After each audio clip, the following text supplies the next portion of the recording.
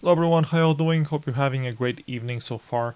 Welcome to another ps book reviews. Today I'm gonna go back to this thing, the complete fiction of H.P. Lovecraft. I've been slowly reading it for well over a year now, and I've done a few series of videos on the different short stories that I've read from H.P. Lovecraft from this book. I think I'm on the sixth part right now. And the stories that I'm going to cover today are The Horror at Red Hook, He, In the Vault, Cool Air, and The Call of Cthulhu. Finally, The Call of Cthulhu. Call of Cthulhu is one of the main stories that I've known H.P. Lovecraft for. I haven't read it properly before. I think I might have seen a graphic novel adaptation, but the storyline didn't feel the same. Anyways, we'll get to that. Let's talk about the first story in these groups of short stories, The Horror at Red Hook. So this one was rather lengthy. It had multiple parts.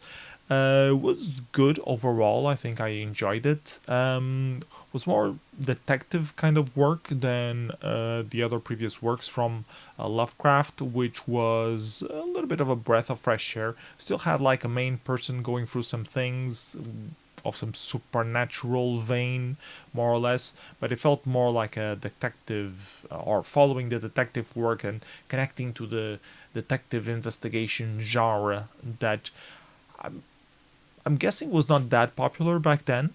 But have to, if anyone is into like literary history and can give me the facts on those kind of things, by all means, feel free to share your comments below. Because I really have no clue on literary history. I know a little bit about science fiction. I'm starting to learn that, but in terms of horror and detective and novels and that kind of stuff, I have no clue. I just read the stuff that I like and no clue what got popularized when. Anyways, the Horror at Red Hook, I do recommend it. Probably 4 stars out of 5, maybe 3.5 if I'm being picky. Had some elements that felt a bit weird, but I think the paranormal overall kind of convinced me. Uh, it did have some of that racism bit that people often accuse Lovecraft of. It does reference to a lot of foreigners in a very non-positive way, as in there are the the bringers of bad things, which can be considered racism on good grounds. Anyways, the other story, he is also somehow similar to the Horror at Red Hook. It focuses like on a city section of some sort, which is not really new on Lovecraft. We've seen that theme on other stories before, but usually it ended up being focused into like specific building or a specific house or a specific apartment. This one is more like a region that is obscured, but I guess it ends up in an apartment at some point. Anyways, supernatural as usual. Dealings with some unknown beings. I did enjoy the story. It felt good. 3.5 stars probably as well, just as good at the Horror at Red Hook, as far as I can remember. I did read these like 1-2 months ago, so it's starting to get a bit blurry in my head. Then In the Vault. In the Vault, I do remember a bit better. Mostly because when I was rereading the Horror at Red Hook and He, like skimming through them, I kept reminding myself of the story of In the Vault, thinking, has this story been like a long time ago or closer? Have I already reviewed it? Have I not reviewed it? Anyways, it's the story of a guy who ends up in a crypt of some sort, or in a vault in this case, and gets trapped there by reasons that I'm not gonna spoil. Paranormal thing happening around there. It's okay-ish. It's a bit predictable in some aspects. In the other aspects, it does grab your narrative attention. So 3.5. Nothing overwhelming, but still good, worth reading. And it is relatively shorter than the other stories, I believe. In the Horror at Red Hook was 20 pages. He was 10 pages, and In the Vault is 8. So yeah, shorter than the other ones. Um, Anyways, other story that I also wanted to mention, Cool Air. Cool Air was rather interesting. It goes back to the that Lovecraft thing of focusing down on a specific apartment or apartment building in this case, um, which had some similar things on the music of Eric Zahn, if you remember that one, which is a rather more known work of Lovecraft, from what I heard. Um, so it felt a bit similar to Eric Zahn, but with a twist in the terms of the paranormal thing associated. Picks up some points from other ways of driving the narrative, but it's mostly terror with a little paranormal inbuilt into it.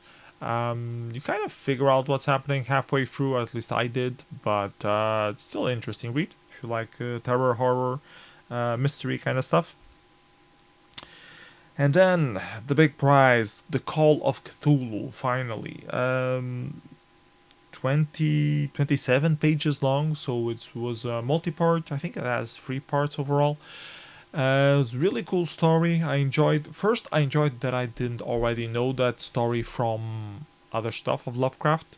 It felt to me like it was its own story and not like remade on other of his works, which was cool. And but it's the story of these old ones, beings that are hidden below our earth, and they come from the stars. So this whole mythos around them, that they came very very long time ago, and they're nowadays sleeping, waiting for their time to reappear. And the only control that they have is over our dreams. And there's this whole cult religion, underground cult religion on several parts of the world that is somehow related to keeping the memory of the old ones and how to resurrect them alive. Not giving big spoilers, because the most interesting part is actually the storyline of a specific character that is investigating a series of different events that starts unraveling all this narrative and going deeper and deeper into the cult of Cthulhu and why it exists and what it's trying to achieve, and hearing the reports of the people that were involved in all of the different occurrences. And that's really where the tension and the thriller comes from, and the love for that particular story. At the end of it, I enjoyed it overall. I give it 4 stars. I was expecting a little bit more though. Some continuation. I guess Cthulhu will become a recurring theme in other stories derived from this one.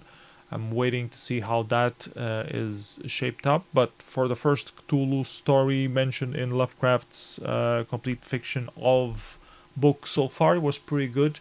There are other stories in this collection which feel like it could be Cthulhu-ish. They're paranormal to the point that you don't really know what it is, but it could be somehow associated with the same universe, logic, mythos, whatever you want to call it.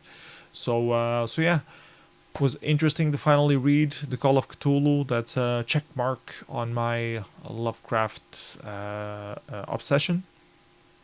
Keep reading the book, seeing what other stuff there is there.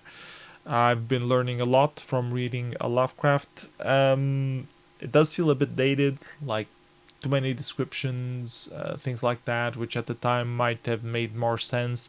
It does have a certain sense in like building up the narrative, but in nowadays standards, you kinda lose attention from reading too many adjectives and that kind of stuff, and too little action.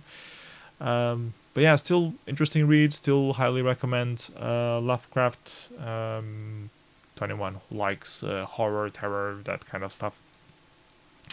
Anyways, that's it for this video. Let me know what you think on the comments below. As always, if you enjoy the work that I've been doing through this video and other videos on this series and other series that I've been doing on YouTube, please feel free to like, subscribe, donate a kidney, all that jazz. And if you want to actually have a monetary effect on my well-being to help me keep doing the work that I've been doing, you can reach out through patreon.com/psenough and donate whatever you think that my work is worth to you in your daily life.